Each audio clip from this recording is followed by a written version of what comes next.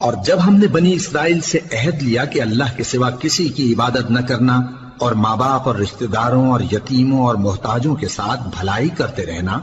اور لوگوں سے اچھی باتیں کہنا اور نماز پڑھتے اور زکوٰۃ دیتے رہنا، تو چند آدمیوں کے سوا تم سب اس عہد سے منہ پھیر کر پلٹ گئے۔ اور جب ہم نے تم سے عہد لیا کہ آپس میں کچھ تو خون نہ کرنا اور اپنوں کو ان کے وطن سے نہ نکالنا، تو تم نے اقرار کر لیا اور تم اس بات کو مانتے بھی ہو۔ پھر تم وہی ہو کہ اپنوں کو قتل بھی کر دیتے ہو اور اپنے میں سے بعض لوگوں پر گناہ اور ظلم سے چڑھائی کر کے انہیں وطن سے نکال بھی دیتے ہو، اور اگر وہ تمہارے پاس قید ہو کر آئیں تو بدلہ دے کر ان کو چھڑا بھی لیتے ہو، حالانکہ ان کا نکال دینا ہی تم پر حرام تھا۔